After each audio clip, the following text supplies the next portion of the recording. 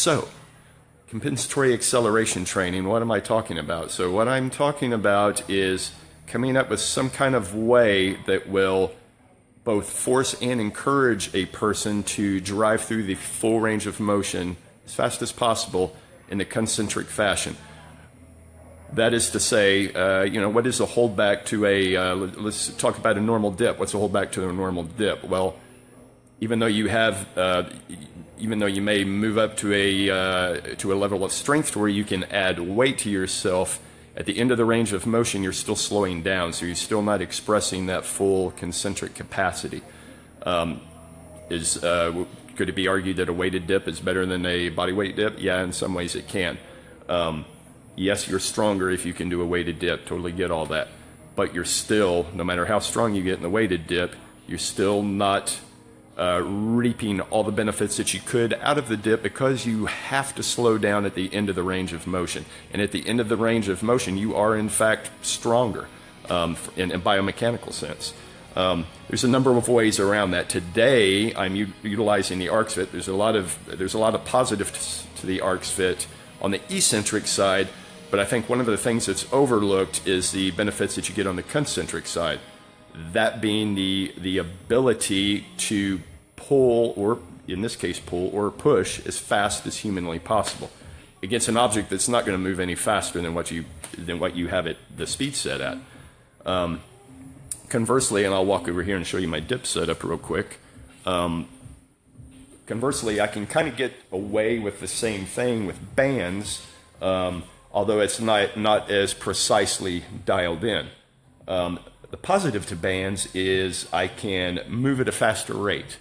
And to the extent that I can move at a faster rate, it could be argued that from a CNS perspective, that it might produce a better outcome. In my experience, it's both, right? So there's no one training methodology that's universal across the board. Every training methodology has some kind of a drawback. The way I structure my training is to cycle through different methodologies, and by cycling through different methodologies, I kind of take the Bruce Lee approach where I take what is useful from each one of those methodologies and I leave what is not useful. That is to say, I'm not married to any one methodology. So getting back to how I have this set up on my dips, so let me see if I can angle this down. All right, let's see here. So dip belt tied to, let's see if we can get this down here, tied to bands. I've got a purple band and a black band set up. Hopefully when I get in and actually do these, you can see a little bit better how this is set up. I don't have any weight on here, so I chose today to go weightless in all band tension, and there's a reason why I did that. I won't really get into that today because that's a whole other rabbit hole to go down. But suffice to say, I chose to go with only band tension today. This is round 7. And the question might come up as to how do I know how many rounds to do? The way I do it is I set up the structure. I go into it agnostic as to how many rounds I'm going to do. Today I had time, so time wasn't a factor per se, although I am pretty dang hungry right now. So that is one factor. But one critical piece of information that I can get from the ARXFit here is I can see what my force output is. And I can see that on round 6, actually starting at round 5, I was starting to decrease in my ability to produce force output, which means I'm getting tired, which means I'm losing central nervous system pop.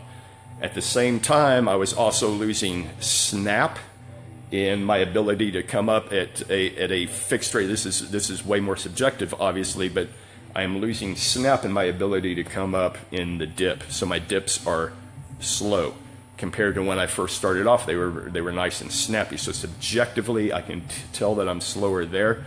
Objectively, purely objectively, I can tell that my force output is low here. So I know it's about time to pull the plug. I've been in this game for a while, so I know when the beating the dead horse category comes in. So the flip side of all of this is I'm doing this to get better, not necessarily to get beat up. So in order to get better, I have to stress the system, but not stress the system so much that I can't recover when I come back in for the next workout. So What does this look like in practice? Because I'm all about practice. We can talk theory all day, but until we actually hit the iron, nothing is going to happen. Absolutely nothing. So I am going to attempt to set this up so we can see what's going on here. I don't know how successful I'm going to be in that, but I was hoping to get both the exercise itself and the screen. I don't know if that's going to happen so much, but I will give it a shot. This is Gonzo by yourself utilization. Let me see here if I can. Hey, that's pretty good. I don't know if you can see the screen, but we'll roll with this. So normally this machine is used with a trainer actually controlling the mechanism.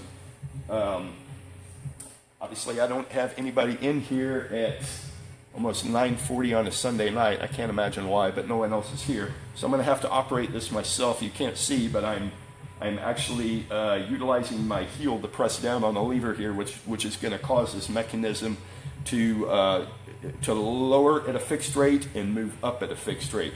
I can't alter the speed, but I'm going to try like hell to do it. Essentially, I'm fighting a motor that I can't beat. I've tried for a long time and I still haven't beat it. Maybe one of these days I'll grow up and I can beat it, but I doubt tonight's going to be that night.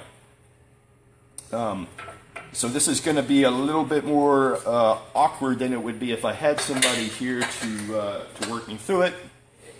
But invention is the mother of necessity. So what I'm doing is I'm flipping the screen around for my next repetition. I am doing a single here. Just one rep. I'm going all out one rep.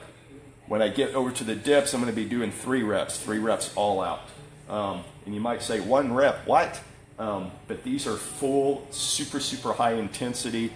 Everything I have on both the concentric pulling down and the eccentric on the way back up.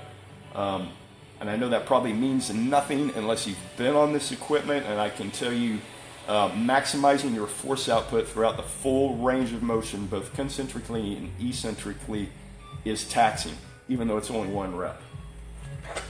That said, let's do this 1 rep. So I'm going to hit start. It's going to go through a countdown. I'm going to get myself settled. I'm going to strap in super tight because otherwise I'll pull myself right out of the seat. We'll roll through that 1 rep, and then I'll quickly transition over to the dips. Get my 3 reps out of the dips, and then we'll discuss a little bit of follow-up.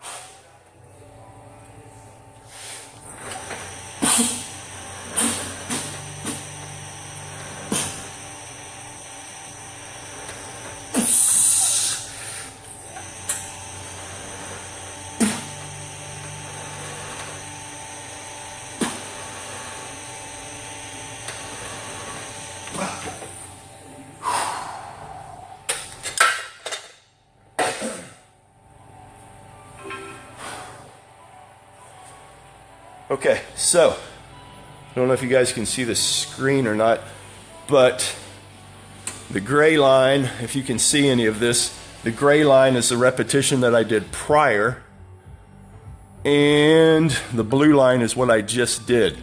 Now, I can see by looking at this, my force output was actually higher and my intensity was higher on that repetition, but I owe that to me bumping my gums for the last 6 minutes talking to you guys.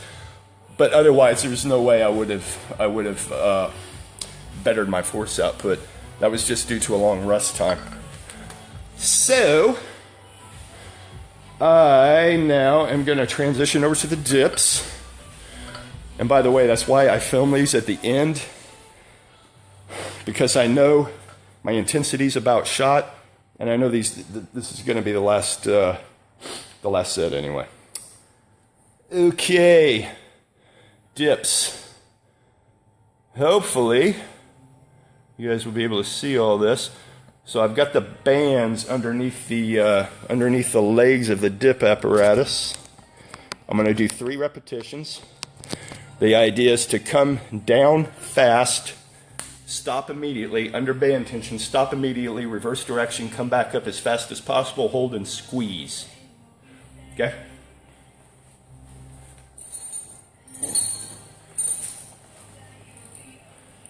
Band tension.